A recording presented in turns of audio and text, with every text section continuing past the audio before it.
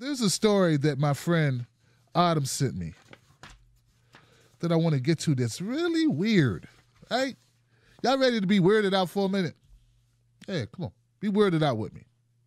Homeland Security wants to build an online media influence database to track journalists. That don't seem strange to y'all? I thought Homeland Security was like tracking terrorists. I don't get it. Let's see what this is all about. The Department of Homeland Security announced a public bid for third-party companies to build a media influence database capable of tracking more than 290,000 news sources across the globe. First spotted by Bloomberg Law, the public bid would also track journalists and bloggers, compiling their personal information in the publications for which they write. Posted on April 3rd is a call for media monitoring services. Told you it was creepy. The database has a dual purpose, monitoring hundreds of thousands of news sources simultaneously worldwide, as well as tracking and categorizing journalists and bloggers. Let's stop right there. See, a lot of the corporate journalists that you would be tracking, if you want to categorize them, just categorize them as sold out. Just sold out. That's what they are. They're bought and paid for. You know, they print what they're told to print. And if they, and look, and it's not always go write that, right? It's not always that way. It's if you write something they don't like, they fire you.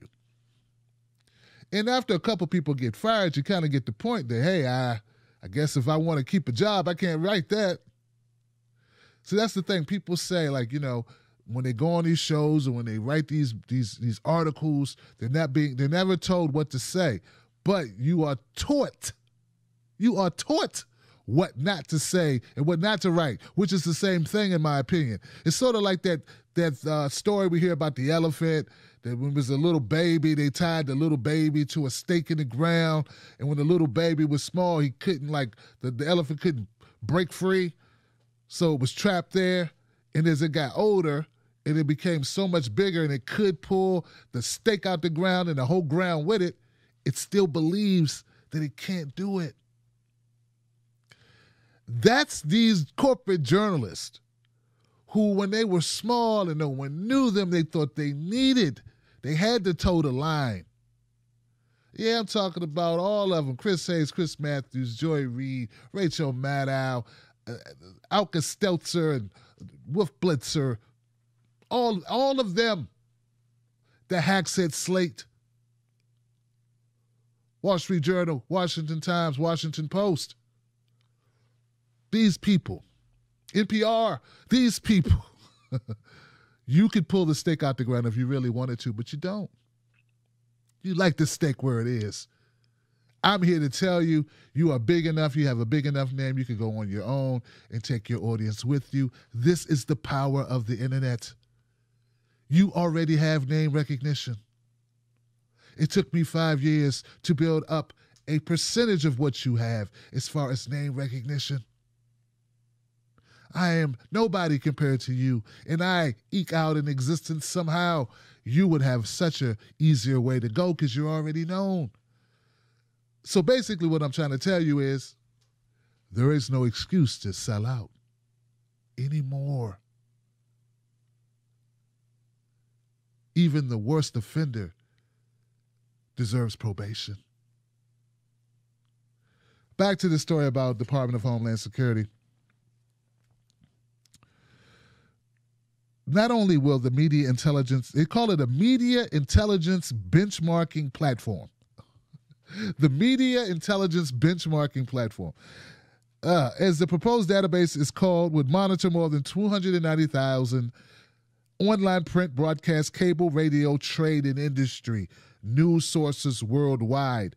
Department of Homeland Security wants the database to rank and categorize news sources according to a variety of factors, including content, topics covered, reach, circulation, and location, and sentiment. Aren't they already doing this? I think they're already doing this. They just want a more streamlined, more efficient way of tracking us. I mean, come on, they know everything about us already. You don't need this new database. What for?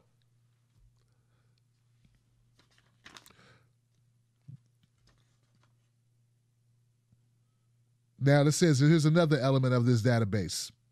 The platform would also feature a database filled with the personal and social media data of journalists, editors, correspondents, social media influencers.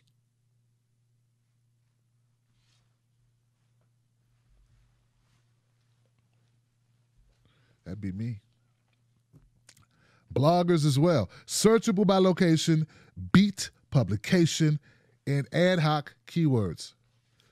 Oh man, this is nice. They keep saying 1984. We're living in it. Yeah. If you were under the delusion that we weren't living in 1984, the movie or the book, we're living in it now. This right here, this is Big Brother all over it. Exactly what it is. If not at all unheard of the PR wings of big companies to keep lists of journalists, both friendly and unfriendly, on hand, but not at this scale. Of course, the FBI has a long history of tracking journalists, but many questions remain. Will the journalists on the list be notified they've been added? Do they have any control over what data is added about them? So this is an actual bid that's out, that corporations can submit to win this award, to get this contract with the Department of Homeland Security. It says no value for the bid has been disclosed, but responses were due April 13th. So this is actually an older article, and it's possible it's already in the works. Oh, ain't that special? Ain't that special? They tracking us everywhere we go, y'all.